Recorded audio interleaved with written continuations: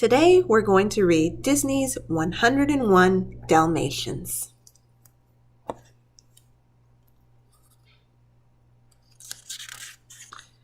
This is the story of two brave Dalmatians, 99 puppies, and one of the greatest rescues of all time.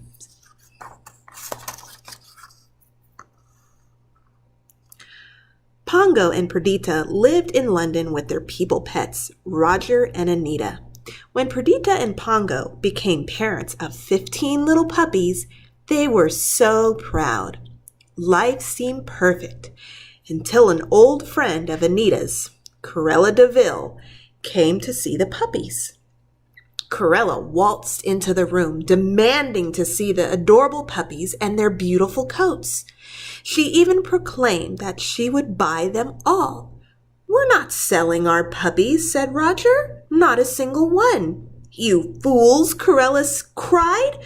"You'll be sorry." And she stormed out of the house.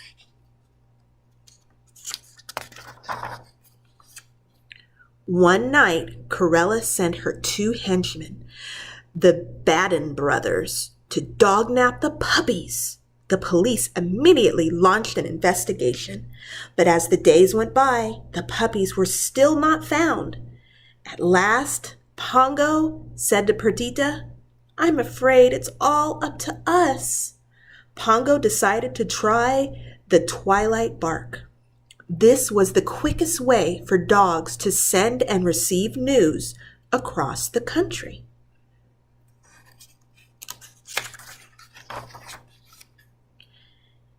That evening, from the top of Primrose Hill, Pongo sent the alarm. "Bark, bark, bark, howl!" Then Pongo and Perdita waited. After a moment, an answering bark was heard. "It's the Great Dane at Hampstead," said Pongo, and he barked a message about the missing puppies. The Great Dane then barked out an all-dog alert, sending the news all over London.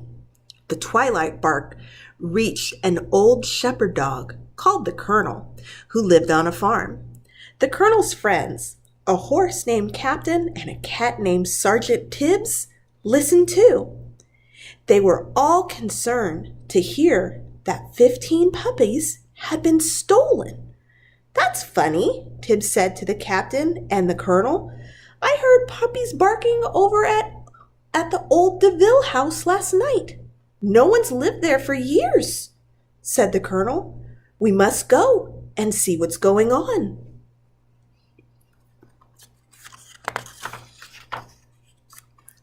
So the colonel and Tibbs went quietly up to the house and peered through a broken window. Inside the house, Horace and Jasper Baden were eating supper and relaxing in front of the television. All around the room, there were puppies.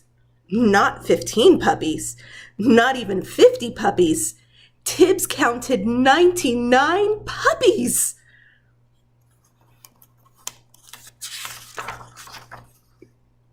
The colonel quickly returned to the captain's stable and loudly barked the good news.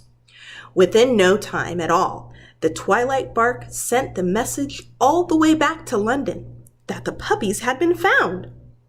The good news finally reached the ears of Perdita and Pongo. They set off across the snowy countryside as fast as they could rescue their puppies. Meanwhile, Sergeant Tibbs was keeping watch on the house. He peeked in and saw Cruella barking out orders. She wanted the puppies' skins for coats. "I'll be back first thing in the morning." Fur coats? How awful! Tibbs could not believe it. He had to save those puppies.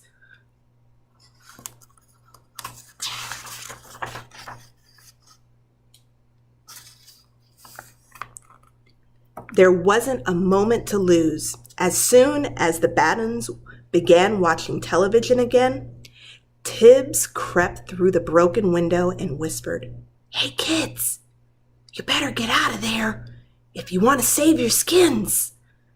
When all the puppies had been alerted, Tibbs led them out of the room and up the stairs to find a hiding place. Meanwhile, the colonel had met up with Perdita and Pongo and led them to the DeVille house.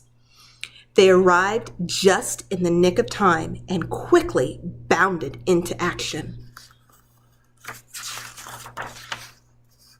Perdita went after Horace, while Pongo tore at Jasper Baden's trousers. As the fight was going on, Sergeant Tibbs led the puppies out of the house to the safety of the captain's stable.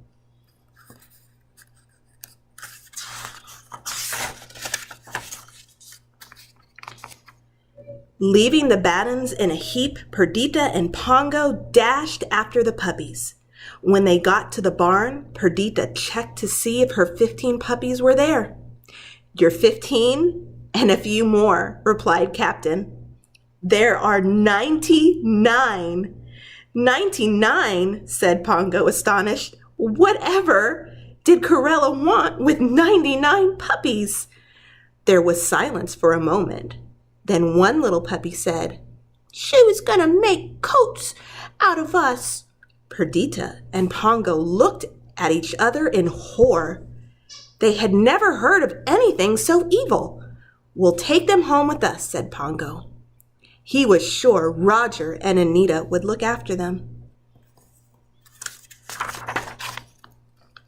Perdita, Pongo, and the puppies set off back to London. Fearing that Corella would come after them, Pongo made the puppies roll in some soot until they all looked like black Labradors. "Quick, into the van," said Pongo. "It's going to London." Pongo had just enough time to leap into the tailboard as the van sped off, escaping Corella and the Badens. Back in London and the home at last, Roger and Anita hugged the tired puppies. 14, 15, counted Rogers.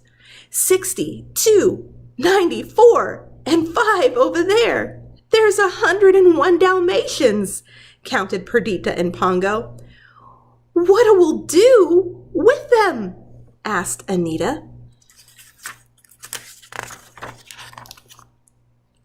"We'll keep them," said Roger. "We'll have a plantation, a Dalmatian plantation." And that's exactly what they did. The end. I hope you like listening to Disney's 101 Dalmatians.